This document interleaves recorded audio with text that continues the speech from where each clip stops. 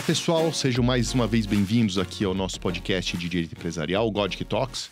E hoje eu tenho enorme prazer de receber aqui dois convidados, ou seja, um formato um pouquinho diferente, mas resolvemos fazer aqui um pequeno debate, porque são dois grandes especialistas no financiamento do mercado imobiliário e que atuam diretamente no mercado de capitais.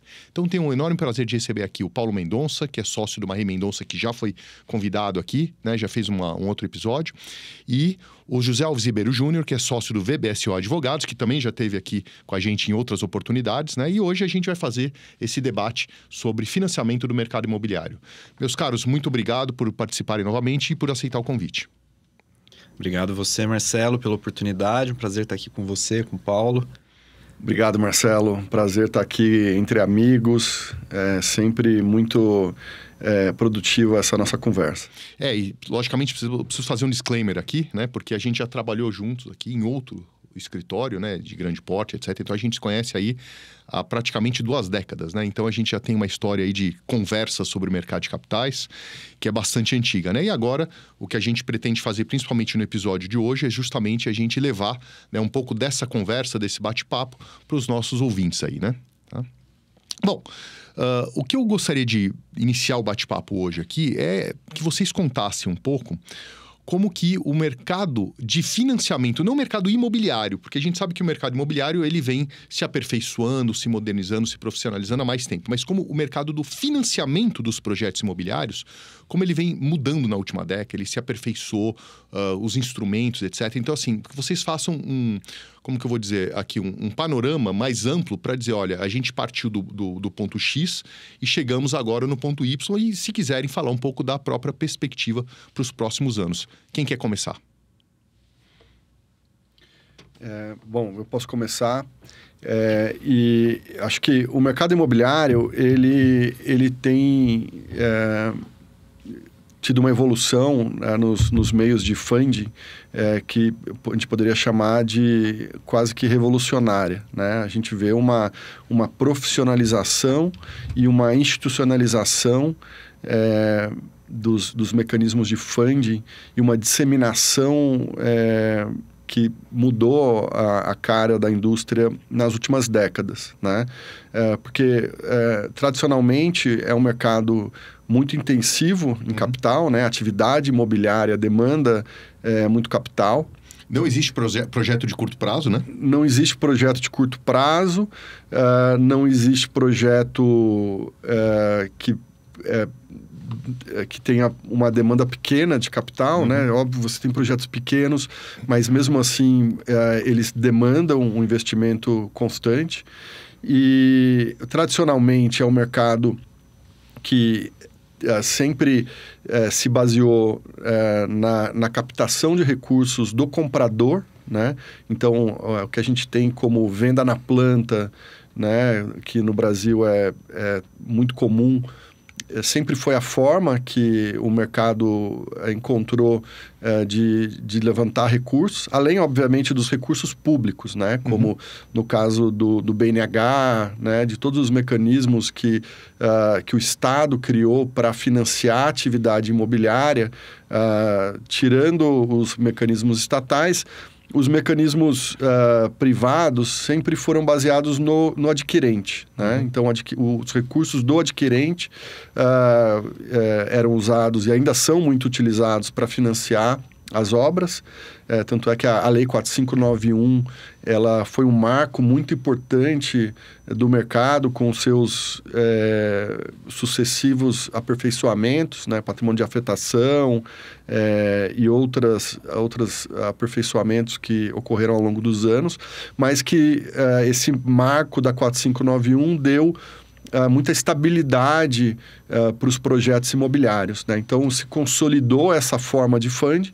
Ao lado dela, o mercado também se baseou sempre no mecanismo que a gente chama de Family and Friends, né? Então, através de SCP, né, Sociedade em Conta de Participação, os investidores entravam, mas sempre com um alcance muito limitado, né? Então, o incorporador, o desenvolvedor, sempre utilizou a base de recursos mais próxima, né? O primo quer investir, o amigo quer investir. Eu tenho uma carteira aqui de investidores, de pessoas que tradicionalmente conhecem a atividade imobiliária e têm condição de aferir risco. Então, isso já era uma fonte de recursos, mas com a consolidação dessa forma institucionalizada de levantamento de funding, né, com a 9514, né, em 97, isso estabeleceu uma nova base para o financiamento da atividade imobiliária, né? Então, a partir daí, os mecanismos institucionais pelos quais você traz o investidor que muitas vezes sequer conhece a atividade imobiliária, que consegue, a partir daí, com a segurança oferecida por esses mecanismos, colocar o dinheiro e ter certeza que vai ter os filtros e as proteções necessárias para reaver o seu investimento, para ter certeza do retorno daquilo que está sendo investido. Então, isso muda a face do mercado imobiliário, porque você acaba dando acesso a um capital mais barato, você acaba dando acesso a um capital mais ágil e você tira o peso do Estado como o principal financiador da atividade imobiliária. E ele pode alocar, o Estado pode alocar recursos em educação, saúde, o que quer que seja, que sempre a demanda é sem fim, né? Então, e no caso do setor imobiliário, o Estado pode continuar alocando os recursos na habitação de baixa renda, na habitação popular, que muitas vezes sai um pouco do escopo, né, do investidor imobiliário. Mas mesmo esse tipo de projeto também sofreu evolução e também tem mudado bastante com programas como Minha Casa Minha Vida, né? Porque o Minha Casa Minha Vida também é uma forma de se utilizar o setor privado para a produção de habitação popular de uma forma que não acontecia antes, né? Antigamente você tinha o CDHU, outros entes estatais como principais produtores de habitação popular, e hoje o setor privado encontrou mecanismos... Grandes incorporadoras. Grandes incorporadoras que antigamente não tinham um foco tão grande no setor popular, hoje tem e são rentáveis, né? Quer dizer, passou a ser um mercado interessante para os grandes incorporadores, aliando a rentabilidade para o incorporador e para o investidor, e do outro lado, a maior oferta de habitação popular no país de uma forma mais ágil, de uma forma muitas vezes mais barata. Então, assim, a gente tem aí um leque de opções e que, em grande medida, estão baseadas em inovações legislativas, né? Então, a legislação, a regulação, tanto a que parte diretamente do Estado, quanto a que reflete as práticas de mercado, né? Que reconhece aquilo que o mercado, de certa forma, já pratica e institucionaliza como norma, tem sido uma base importante para essa revolução no funding do setor imobiliário. Não, perfeito. Eu vou pegar o seu comentário e vou puxar aqui uma pergunta para o José. Será que a gente poderia dizer que, antigamente, ou o Estado financiava o projeto imobiliário para baixa renda, ou, basicamente, não havia funding, né? E no setor privado, vamos assim dizer, quem tinha dinheiro participava, por exemplo, do imóvel na planta, né? De uma SCP, mas a regulamentação, conforme a lei e a regulamentação, conforme elas foram modernizadas, né? Ela permite àquela pessoa que gostaria de investir no setor imobiliário, mas que ele só tinha uma opção de, basicamente, ser como o mercado chama hoje, um SCPista, né? Eu não gosto muito dessa expressão, porque ele é o sócio participante, como diz a lei, né? Mas, enfim, o SCPista, como o mercado fala, ou ele tinha que comprar um imóvel na planta ou algo parecido, né? Hoje, ele tem a possibilidade de investir em instrumento financeiro para o mercado de capitais, inclusive alguns com benefício tributário para isso. A minha visão é correta, José? Marcelo, é correta a sua visão. Movimento de aproximação do mercado de capitais com o mercado imobiliário, acho que a gente pode trazer dois marcos importantes iniciais, né, de maior vulto. Em primeiro lugar, a criação do Fundo Imobiliário em 1994, pela Lei 8668. No começo eu falei da última década, mas na verdade esse avanço ele vai muito mais para trás aí, né? Foi só Mas a última década não está errado, a gente vai... Não discordo da tua posição, que os instrumentos mais modernos, datam de mais atrás, mas eles tiveram que ser aperfeiçoados para ganhar tração. Perfeito. 94, fundo imobiliário, que foi começar a ganhar alguma relevância a partir de 2008, quando a regulamentação dele mudou. O fundo imobiliário antes era um fundo voltado exclusivamente a adquirir ativo físico. Né? Aliás, essa época que a gente trabalhou no mesmo escritório, eu lembro da mudança do marco regulatório, que foi importante, porque muita gente dizia, nossa, mas o fundo imobiliário, ele é muito amarrado. Ele só pode investir em alguns poucos ativos, então a gente não gosta muito do fundo imobiliário. E esse momento foi um divisor de águas. Exatamente. Né? A instrução CVM 472 foi editada em 2008, final de 2008. E, na verdade, era uma questão muito mais interpretativa, porque a lei falava que o fundo imobiliário é voltado à aplicação de recursos em empreendimentos imobiliários. E a regulamentação enxergava uma limitação que não existia no texto legal, né? Você pode aplicar recursos no empreendimento imobiliário comprando o imóvel ou emprestando dinheiro para o incorporador, por exemplo. Né? Que é a realidade que foi reconhecida na 472. E em 1997, como já mencionou o Paulo, a gente teve a Lei 9.514, que além de criar o Sistema de Financiamento Imobiliário, o SFI, o Sistema Financeiro Imobiliário, perdão, criou a securitização imobiliária no Brasil. Importou, do ponto de vista legal, o conceito que existia na prática mercadológica dos Estados Unidos. Há muito tempo já, inclusive. Desde os anos 70, com a mesma finalidade. O setor bancário privado concede o financiamento imobiliário e se alavanca por meio do mercado de capitais, cedendo os recebíveis para uma companhia securitizadora que, por seu turno, capta recursos de investidores no mercado de capitais por meio da emissão dos certificados de recebíveis imobiliários. Lastreado naqueles empréstimos concedidos. Exatamente. Né? O CRI também foi ganhar atração meados dos anos 2000, começo dos anos 2010, ganhar volume financeiro relevante, justamente por conta da ampliação da interpretação da Comissão de Valores Imobiliários, da CVM, sobre o que caracteriza crédito imobiliário. Então, você passa a ter dois ângulos de investimento por meio do mercado de capitais no setor imobiliário, um por meio do fundo imobiliário, outro por meio do CRI. E eles têm em comum a isenção do imposto sobre a renda nos rendimentos pagos a pessoas físicas, preenchidas, no caso do fundo imobiliário, algumas condições, no caso do CRI, basta que a pessoa física seja investidora. E esses dois mecanismos ainda interagem entre si, né? Porque os fundos imobiliários são grandes adquirentes de certificados de recebíveis imobiliários e carregam na cadeia CRI, fundo cotista, a mesma isenção. Né? A partir da disseminação desses mecanismos e dos aprimoramentos regulamentares que foram feitos, né, no âmbito da CVM ao longo da vida desses mecanismos, hoje uma pessoa que tiver R$100, R$1.000 para investir pode estar exposto ao risco do mercado imobiliário. Ou seja, um pequeno investidor, né? Quer dizer, que estava fora do mercado de investimento imobiliário, porque ou ele era um cepista, um sócio participante, ou ele tinha que comprar o imóvel inteiro. Né? Ou pelo menos uma parte boa. Era um valor grande para ele investir sozinho. Exatamente. Então, muda a cara. Né? Logicamente que o nível de risco e o nível de retorno é diferente do sócio participante, né? O antigo sócio oculto. O sócio oculto, né? Para o investidor de um fundo de investimento, para o investidor de um CRI.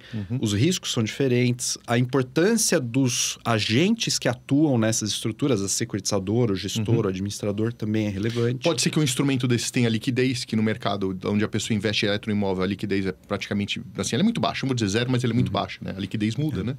Muda completamente. A cota do fundo imobiliário é negociada em bolsa.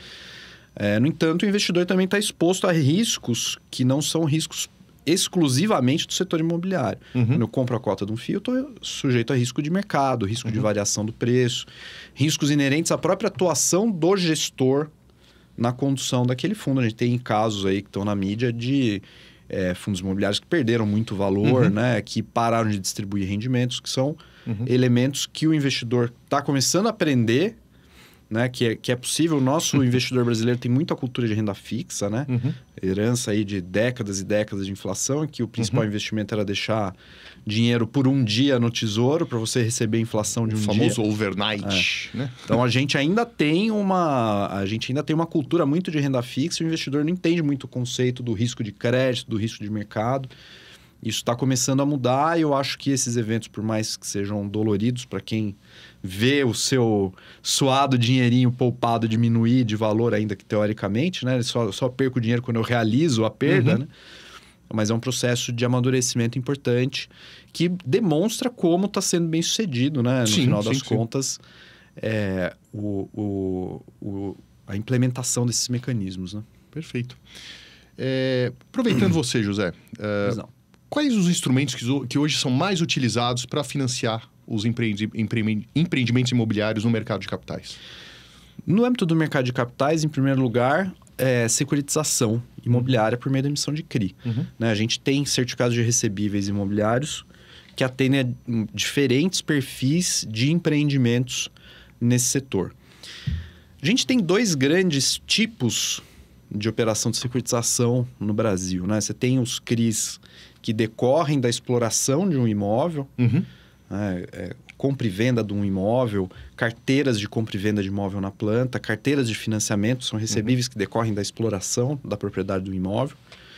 E você tem uma segunda categoria que é mais peculiar do nosso mercado, né? A gente não vê muito no exterior, que é o CRI por destinação, o crédito imobiliário que se caracteriza como imobiliário pela destinação dos recursos que o devedor desse crédito assume contratualmente.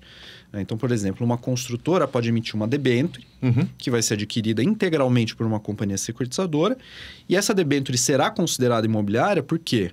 Porque a construtora estabelece uma cláusula de destinação dos recursos dizendo que vai aplicar esse recurso para a construção do empreendimento A, B ou C. A securitizadora emite certificados de recebíveis que subdividem esse grande crédito imobiliário em porções menores, que vai ser distribuído no mercado de capitais. Risco de crédito incorporadora, geralmente garantia do próprio imóvel.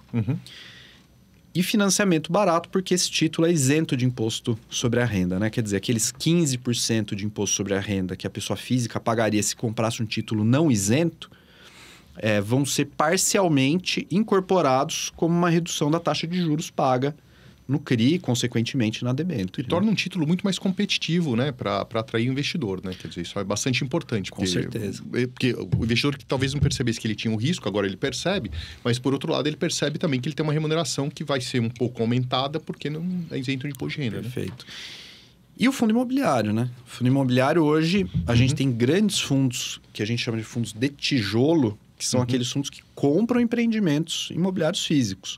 Exploram lajes comerciais, exploram shopping centers. E esses caras captam dinheiro, esses gestores captam dinheiro no mercado para adquirir e operar esses ativos. Do outro lado, a gente tem os fundos que a gente chama de fundos de papel, que compram CRI. Ou seja, que financiam, né, atuam como investidor, congregando recursos de diversos pequenos poupadores para adquirir CRIs que vão financiar empreendimentos específicos, né? Muitos desses gestores atuam ativamente na originação dessas oportunidades de negócio, né? Então, eles procuram ali empreendedores que estão precisando de capital e oferecem uma solução de captação por meio do próprio fundo, né? Então, esses são os mecanismos que têm conectado o mercado de capitais ao mundo imobiliário. Mais recentemente, a gente tem visto o papel do crowdfunding, né? Das plataformas de investimento coletivo, investimento participativo, perdão. Num primeiro movimento, por meio da emissão de títulos de dívida por essas plataformas, né? São plataformas que têm a possibilidade de distribuir valores imobiliários até o limite de 15 milhões de reais. Ou seja, operações bem menores do que os fundos fazem, exatamente, por exemplo. Né? Que estão na casa olhando ali para múltiplas dezenas e centenas de milhões de reais. A gente tem um limite mais reduzido aqui. Com um limite de exposição pelo investidor de 20 mil reais, pode ser majorado em algumas hipóteses. Então, uma coisa mais específica para operações menores e para tomadores de recursos com faturamento menor, faturamento baixo. inicialmente por meio de dívidas para financiar diretamente esses empreendimentos e num segundo momento, a partir do ano passado, né, um posicionamento da CVM que tinha a ver com tokenização de recebíveis. A CVM direcionou que tokenizadoras utilizassem securitizadoras de capital fechado para emitirem CRs por meio das plataformas de crowdfunding para tokenizar recebível. O mercado de securitização imobiliária olhou para isso e falou, olha, aqui tem uma oportunidade de eu vender CRI para investidores de varejo em operações de menor porte com muito menor custo, muito menor burocracia. Então, a gente tem visto nos últimos... Isso é uma modificação recente, tem menos de um ano, e estamos vendo operações acontecendo nesse ângulo do crowdfunding. Me parece que a CVM, ela tirou no que viu, acertou no que não viu, né? Exatamente. Porque ela, sem mudar a norma, ela reinterpretou e meio que criou um desconto regulatório, vamos assim dizer, né? Ou seja, ela facilitou o acesso pelas construtoras de menor porte aí, né? Eu não diria... Eu concordo com a tua colocação que ela acertou onde ela não viu. Mas não é nenhuma reinterpretação, é que ninguém tinha lido com esse olhar. É verdade. Né? Acho que foi uma coisa interessante que o regulador deu esse ângulo para a securitizadora de capital fechado, que é um emissor como qualquer outro, sem registro na CVM. E o mercado olhou para essa oportunidade. Falou, gente, olha, não tínhamos enxergado e é um caminho muito interessante porque dispensa intermediários, dispensa registro na CVM. Para ter operação sob vários aspectos, né? Tem, logicamente, os seus downsides, né? Os seus pontos negativos, porque tem limitação de valor total da emissão, tem limitação do valor captado. Eu não posso entregar o valor para o empreendedor até fechar a oferta. Isso é uma limitação relevante, né? Quer dizer, eu tenho que... Para transferir o caixa para o empreendedor, eu tenho que me contentar com um certo valor que tem que ser no mínimo 2/3 do valor-alvo. Né? Se eu não bater 2/3, deu água, não vai sair essa operação, você vai ter que pagar os custos de todo mundo envolvido da mesma forma. Mas também pode ser um indicativo e talvez a operação não seja tão boa assim, né? E talvez, né? Lógico, né? Uma proteção para o investidor, né? Exatamente. E uma coisa interessante é que está na agenda regulatória da CVM a modificação desses limites, né? A expansão do crowdfunding. Então... uma coisa que pode ter novidades ainda, né? Ótimo. E, Paulo, uma última pergunta aqui, para a gente encerrar esse episódio. Quais instrumentos utilizados hoje no mercado de capitais para o financiamento de empreendimentos imobiliários que você prefere na sua prática aí? Bom, eu acho que todos esses instrumentos são extremamente bem estruturados. Tudo vai depender da operação, né? Então, e da necessidade do cliente, né? Acho que os instrumentos mais sofisticados, eles têm um custo embutido maior, né? Então, se você for pensar em termos de estruturação, boa parte das operações poderia ser feita via fundo imobiliário. Então, boa parte das operações no setor imobiliário poderia ter recursos levantados via fundo imobiliário, que é uma estrutura sólida, né? Como o José estava falando, né? O fundo imobiliário, hoje em dia, ele tem uma grande vantagem, que é você, de certa forma, montar uma estrutura semelhante àquela que o investidor, pessoa física, utilizou ao longo da vida. Então, o investidor pessoa física no Brasil tem a herança portuguesa de gostar de renda imobiliária, né? Então, ao longo dos anos, as pessoas, de certa forma, foram administradores e gestores imobiliários, né? Porque sempre que você tem ali uma carteira de imóveis, né? As pessoas vão acumulando recursos, compram um apartamento, compram uma casa e vão fazendo a gestão por conta própria, né? Às vezes com uma imobiliária, com a ajuda de algum especialista, mas isso traz uma série de dificuldades e uma série de riscos que muitas vezes não são identificados, né? Então, ao longo dos anos, ela vai fazendo aquela gestão e recebendo a renda, mas recentemente as pessoas têm percebido que o investimento no fundo imobiliário, ele tem os benefícios, né, do investimento imobiliário. A segurança. A etc, segurança, né?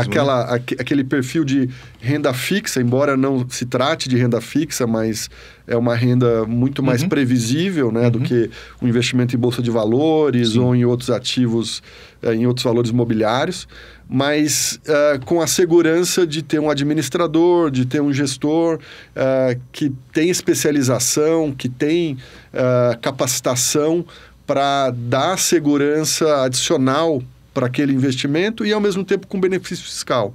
Né? Porque quando ele investe diretamente, ele não tem o benefício fiscal que ele tem quando ele compra a cota de um fundo imobiliário. E se ele investe na pessoa física, pode chegar a 27,5% da faixa da remuneração dele. Exatamente. Né? Quer dizer, é um imposto bastante pesado. E que talvez aumente, né?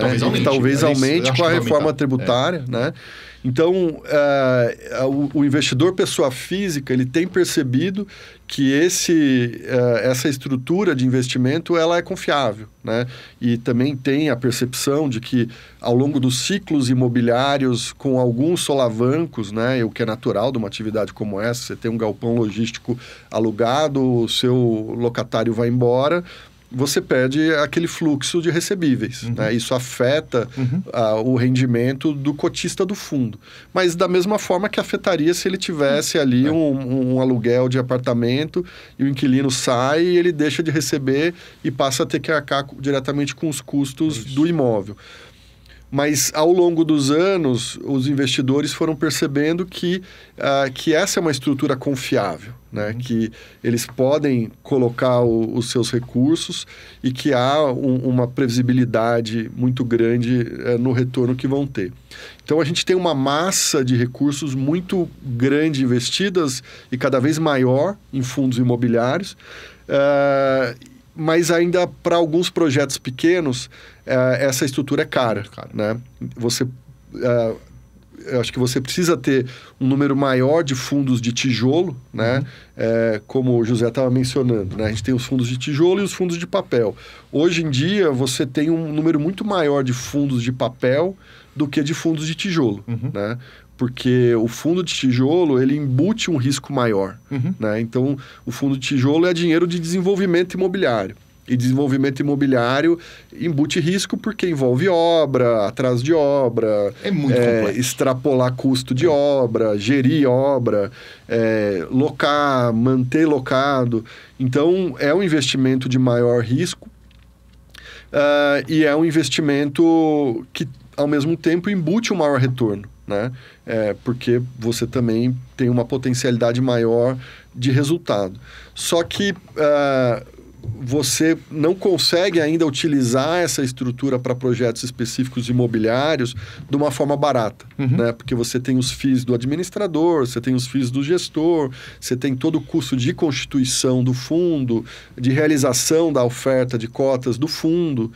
Então, assim, eu gosto muito da estrutura de fundos imobiliários, mas ela ainda é muito cara para muitos projetos. Então, a securitização, ela acaba sendo uma opção mais barata, que também tem o benefício fiscal e que permite uma estruturação mais simples e menos custosa para pequenos projetos, né? E com o fato de você ter a securitização por destinação, você acaba permitindo uma gama maior de projetos sendo beneficiados pela estrutura de securitização. E pelo menos pela minha experiência, né, o fato de não ter um fundo não quer dizer, no caso da securitizadora, né, não quer dizer que o mercado não seja profissionalizado. Ou seja, as equipes, né, que trabalham por detrás disso são bastante profissionais e elas defendem os interesses dos investidores, são verdadeiros agentes fiduciários, entre aspas, aí, né?